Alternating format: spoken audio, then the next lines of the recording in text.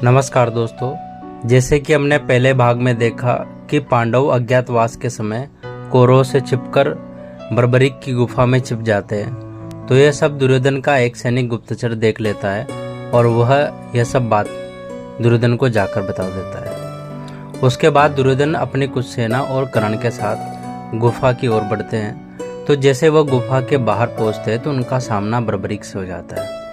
तो वे बोलते हैं कि आप मेरे रास्ते से हट जाइए, मुझे इस गुफा के अंदर जाने दीजिए।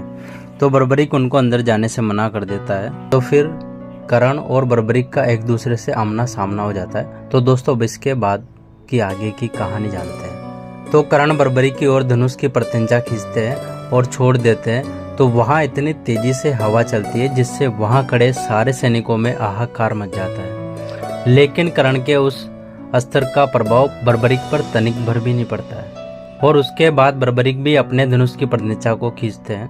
उससे दुर्योधन घायल होकर नीचे गिर जाते हैं। यह देखकर बर्बरीक हंसने लगते हैं और कहते हैं कि आप ठीक तो है तातश्री। इससे दुर्योधन को बहुत गुस्सा आता है और वह कर्ण को बोलता है, इस बालक को यम के पास पहुंचा दो कर्ण।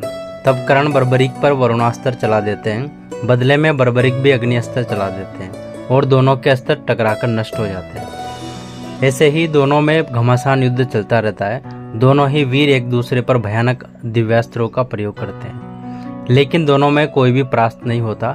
तब बर्बरीक अपने दिव्यास्त्रों को आह्वान देते हैं और बोलते हैं, इस अस्त्र को कोई भी नहीं रोक सकता।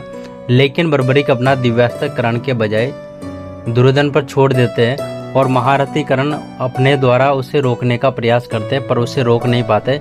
यह देखकर महारथी कर्ण स्वयं दुर्योधन के सामने आकर खड़े हो जाते। फिर वह दिव्यास्त्र कर्ण से टकराने वाला ही होता है, तभी उनका दिव्य कवच प्रकट हो जाता है और उस कवच से टकराकर वह अस्त्र नष्ट हो जाता है। यह देखकर बर्बरीक को आश्चर्य होता है और वह मन ही मन सोचते हैं कि यह कैसे संभव हो सकता है। इस दिव्यास्त्र को तो केवल इंद्र का वज्र ही रोक सकता था। तब बर्बरीक क्रोध में आकर भगवान शिव जी का स्मरण करके अपने तीनों अमोघ शक्तिशाली बाणों को महारथी कर्ण पर छोड़ने वाले थे।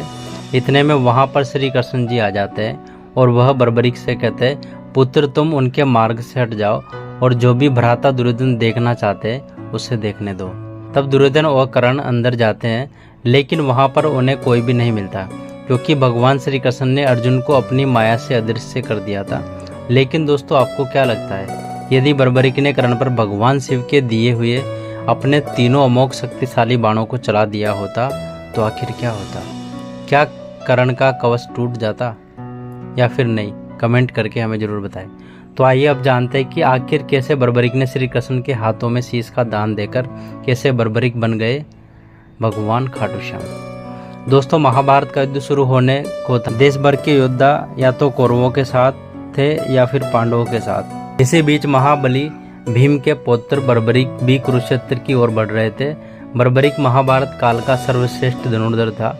युद्ध के मैदान में भीम पौत्र बर्बरीक दोनों खेलमों के मध्य बिंदु एक पीपल के वृक्ष के नीचे खड़े हो गए और यह घोषणा कर डाली कि उस पक्ष की तरफ से लड़ूंगा जो युद्ध हार रहा होगा।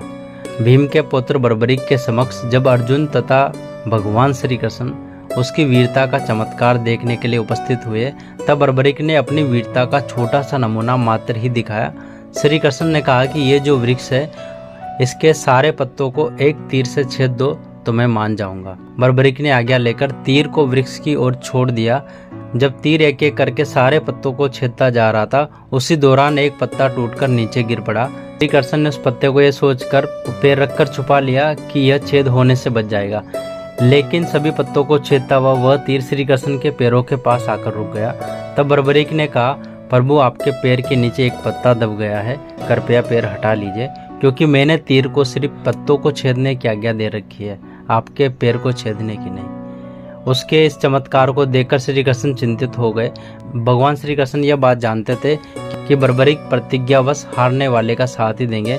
यदि कौरव हारते हुए नजर आए तो फिर पांडवों के लिए संकट खड़ा हो जाएगा, और यदि पांडव बर्बरीक के सामने हारते नजर आए तो फिर वह पांडवों का साथ देंगे। किसी तरह वह दोनों ओर की सेना को एक ही तीर से खत्म कर देंगे।